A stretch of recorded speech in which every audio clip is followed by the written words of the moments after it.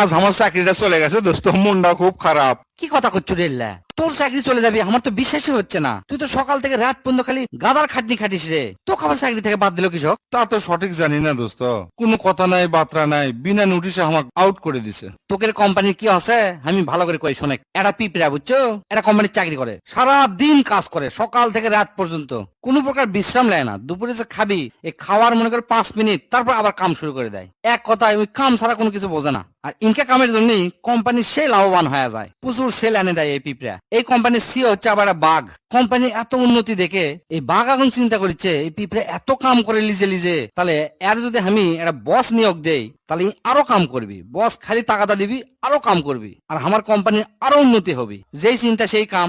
একটা তেলা বোকা করলো কি, এই পিঁপড়ার বস বানালো। এই তেলা বোকা কয়া দিল এই পিঁপড়া কেঙ্গা করে কি কাজ করবি, কোনটি যাবি, কখন যাবি, এর সবকিছু নির্দেশনা দেওয়ার জন্য সব কয়া দিল। এই তেলা বোকার আবার ভালো অভিজ্ঞতা আছে দেখে পিঁপড়া কখন কি করিচ্ছে, কোন জায়গা কি কাম করিচ্ছে, এগুলো সব রিপোর্ট আবার বাঘের কাছে ঠিক মতো পেশ করে। করতে করতে এই তেলা বোকা চিন্তা করছে আমার একটা অ্যাসিস্ট্যান্ট দরকার। অ্যাসিস্ট্যান্টের জন্য এই বাঘের কাছে আবার দরখাস্ত করলো যে স্যার আমার একটা অ্যাসিস্ট্যান্ট দরকার, আমার কাজের তো খুব চাপ, আমাকে একটা অ্যাসিস্ট্যান্ট দেন। সে অ্যাসিস্ট্যান্ট আবার সুন্দর কাম শুরু করে দিল। সেটা ভালো ভালো রিপোর্ট আবার বাঘের কাছে পেশ করে। বাঘ তো পায়া মহা খুশি। বোর্ড মিটিং এই বাঘ আবার এই রিপোর্ট গুলা সুন্দরভাবে প্রেজেন্টেশন করলো। কয়দিন পর বাঘ আবার চিন্তা করছে আমার একটা কম্পিউটার দরকার। একটা কম্পিউটার তো হয় না, 10-12টা কম্পিউটার নিয়ে একটা আইটি সেকশন শুরু করলো। এই আইটি সেকশনে হেড আবার দিল ম্যাসিক। ম্যাসি আবার এই আইটি সেকশন দেখাশোনা শুরু করলো, কি কি প্রিন্ট করা লাগবে, কি রিপোর্ট তৈরি করা লাগবে, সবকিছু ম্যাসি দেখাশোনা করে। এদিকে পিঁপড়া তো মাঠ কর্মী, বাইরে বাইরে কাজ করে। আগে কোনো বস আসলো না, কিছু আসলো না, সারাদিন কাজ করেছিল আর একবার ডাইরেক্ট রিপোর্ট জমা দিচ্ছিল বাঘের কাছে। আর এখন হচ্ছে কি 4 দিন কাম করে,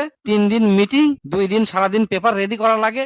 এই করতে করতে ওর কামের কাম সারা, কাম তো ঠিক মতো করাই পারিচ্ছে না। লাস্টে চরম বিরক্ত হয়ে গেল পিঁপড়া। কিছুদিন পর বাঘ চিন্তা করলো পিঁপড়া যে সেক্টরে কাজ করে এই সেক্টরটা আলাদা করে দিবি, অর্থাৎ মার্কেটিং সেক্টরটা আলাদা করে দিবি। আলাদা করে দিয়ে সেই মার্কেটিং এর হেড বানালো হচ্ছে ভাল্লুক। সেই ভাল্লুক আবার ডিপার্টমেন্ট আলাদা করে তার একটা আলাদা অফিস, আলাদা এসি, আলাদা চাকর বাকর পিয়ন নিয়ে ওই অফিস শুরু করে দিল। কিছুদিন পরে ভাল্লুক করলো কি ওরা অ্যাসিস্ট্যান্ট নিয়োগ দিল। সেই নিয়োগ কিন্তু অ্যাসিস্ট্যান্ট আবার এই ভাল্লুক আগের যে কোম্পানির চাকরি করেছিল সে থেকে ওই অ্যাসিস্ট্যান্ট নিয়োগ নিয়ে এসে চাকরি দিল। এদিকে পিঁপড়া আগে খুব আনন্দে কাজ করেছিল, মহা আনন্দে। এখন তো কাম করারই পারে না, সারাদিন রিপোর্ট আর লেখালেখির চিন্তায় ওর দিনই পার হয়ে যায়। এদিকে আবার পিঁপড়া যে কাম করা পারছে না সেটা আবার বাঘের কাছে রিপোর্ট চলে গেল। কোম্পানির লস হওয়া শুরু করলো। বাঘ তো পিঁপড়ার উপর খুব মন খারাপ। পিঁপড়া কাম করা পারছে না দেখে কোম্পানিতে একটা বিশেষজ্ঞ নিয়োগ দিল। সেই বিশেষজ্ঞ হচ্ছে শিয়াল। শিয়াল তো মহাজ্ঞানী। শিয়াল আবার করে কি পিঁপড়া প্রতিদিন ডাকে নিয়ে আসে, কাম শিখায়, কেঙ্গা করে কাম করা লাগবে, কেঙ্গা করে কি করা লাগবে। এই ক্লাস করতে করতে পিঁপড়া আরো বিগড়ে উঠলো।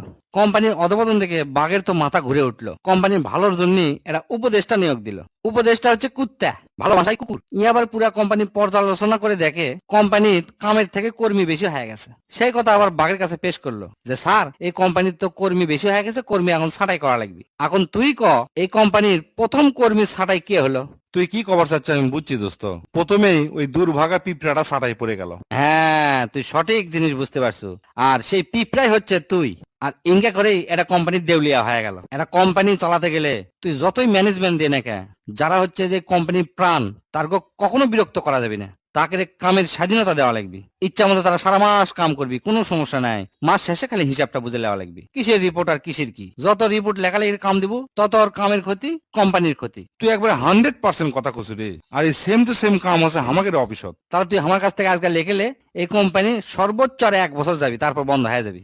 এই ভিডিওটা সর্বোচ্চ শেয়ার করে সকলকে জানিয়ে দেন যেন সারা বাংলাদেশের প্রতিটা কোম্পানির উন্নতি হয়।